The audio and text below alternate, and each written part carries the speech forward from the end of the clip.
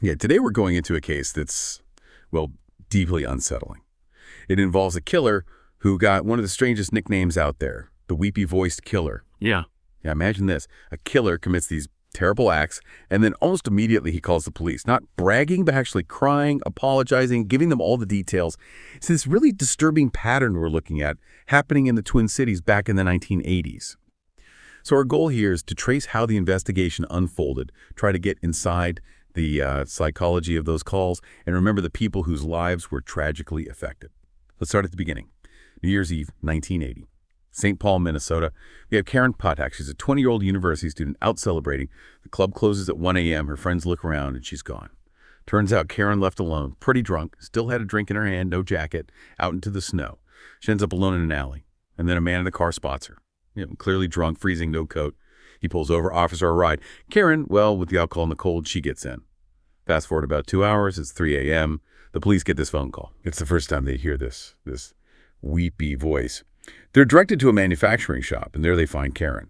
Horrifically beaten, naked, skull fractured with a tire iron, left on a snowbank near a railway line. Miraculously, after emergency surgery, she survived. And the brutality of it. I mean, the police immediately classified it as attempted murder. Even though she was alive, the sheer violence was alarming. It told them they were dealing with someone extremely dangerous. But the case just hit a wall almost right away. There wasn't any useful evidence. Karen's injuries were so severe she had total amnesia about the attack, couldn't remember the attacker at all. No witnesses saw anything, no physical clues left behind. And, this was 1980. DNA analysis wasn't really a tool they could use then. Plus, that location, the manufacturing shop, it was isolated, no houses nearby, nobody would hear screams or see a car pulling away. That isolation becomes important later. Okay, so a brutal attack, a strange call, but then nothing for a while. Until 5 months later, right? June 3rd, 1981. Another call comes in. Yes, another call. But this one was, different. The caller didn't give a location this time. So what do the police do? I mean, is it real? Is it a prank? That's tough. It really is. They were hesitant, maybe thought it was a hoax initially, but then tragically, a few hours later, some teenagers stumbled upon a young woman's body. It was in a wooded area near an unfinished freeway. Kimberly Compton, the caller, he'd been telling the truth. Kimberly was just 18. She'd just graduated high school back in Wisconsin, came to St. Paul literally that day to start fresh, took the Greyhound, put her bags in a station locker, and went across the street to Mickey's Diner because she was hungry. That's where she met a man who offered to show her around. And her murder was just unbelievably violent. Horrific. She was stabbed 61 times with an ice pick, also strangled with a shoelace, although the autopsy showed blood loss was the cause of death. The detectives did some good work, though. Found the locker key on her, which led them to her ID. The post-mortem showed her last meal was barbecue beef and fries. Mickey's Diner special that day. Exactly. So they could trace her last hours back to meeting the killer at the diner. So now the police have two victims, these incredibly disturbing calls. The killer's basically taunting them, but with tears. How did they try and leverage that voice? Well, 2 days after Kimberly was found, they took a pretty bold step. They released the recording of that second weepy call to the media. Wow, okay. Hoping someone out there would recognize it. Precisely. They got hundreds of tips, people calling in saying, I know that voice. But unfortunately, none of them actually panned out. Nothing led to a solid suspect. And then things go cold again. For 9 months, nothing. Until this potential lead pops up, Alan Lopez. He seemed like a possibility for a moment. He did, yeah. About 2 months after Kimberly's murder, Lopez killed his own family. And during the police standoff, he actually confessed to killing Kimberly Compton. Whoa. Okay, that sounds like a major break. Huge. He was sent to a mental health facility. Now, investigators initially thought, well, maybe he didn't do the first attack on Karen Pirhatek because he was supposed to be in a facility then, too. But digging deeper, they found out he'd actually been given a day pass on New Year's Eve, 1980. So he could have attacked Karen. It made him plausible for both, yeah. But then, another twist. Just days after arriving at the facility, Lopez died by suicide before they could really question him in depth about Kimberly. Oh, wow. And even with him gone, they kept checking his story. And that's when they discovered he was actually in jail on the night Kimberly Compton was murdered. So he couldn't have done it. Nope. Completely ruled him out for both attacks. So after all that, the investigation was right back to square one. No suspects, no real leads, just these chilling calls. Another dead end.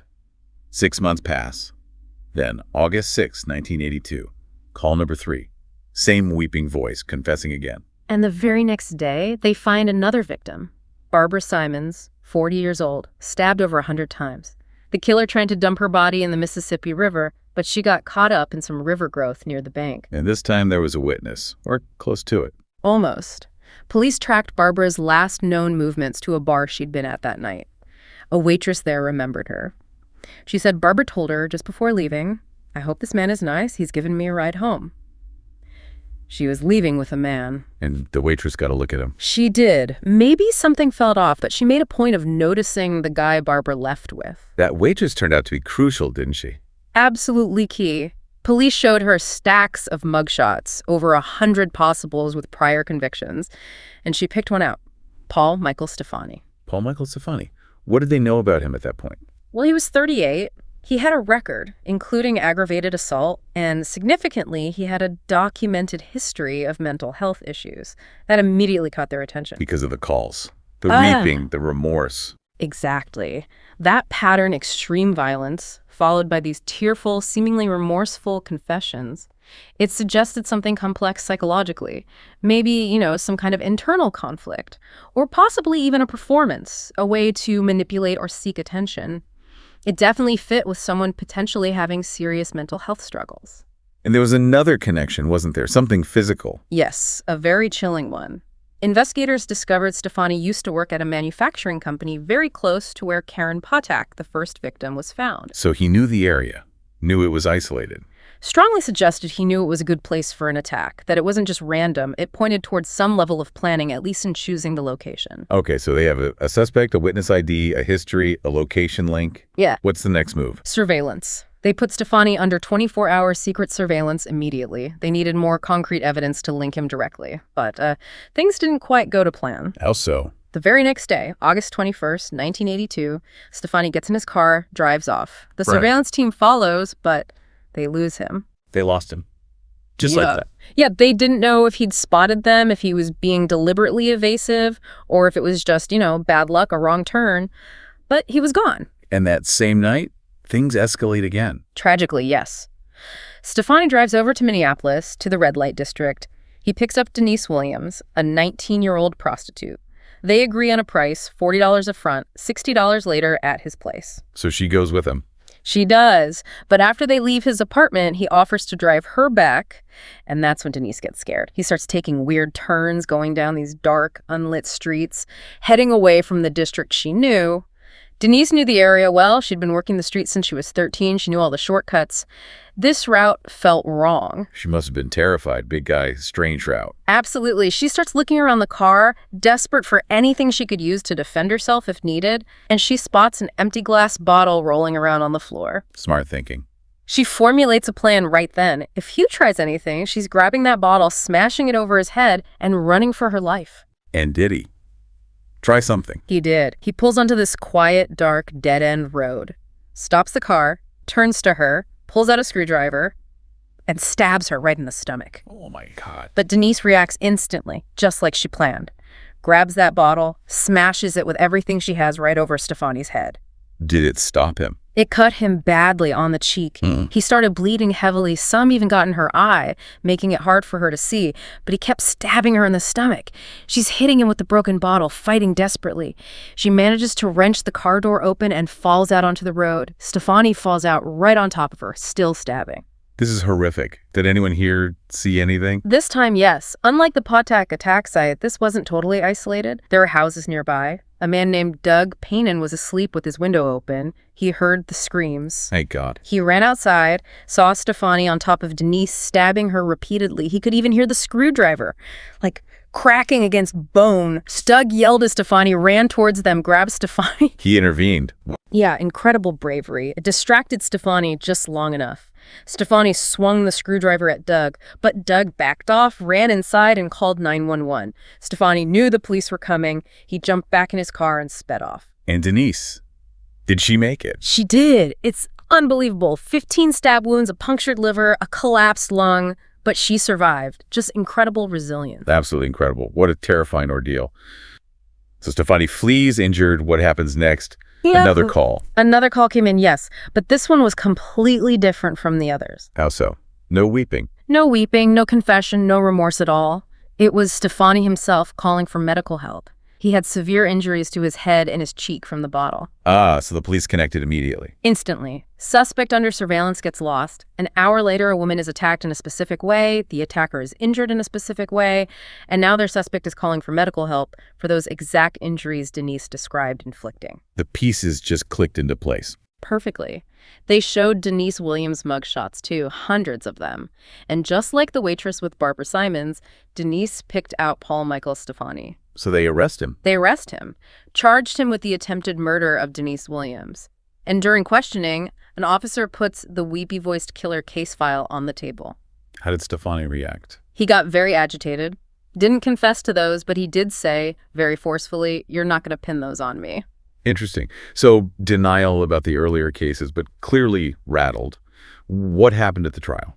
He pleaded not guilty to both Barbara Simons' murder and Denise Williams' attempted murder.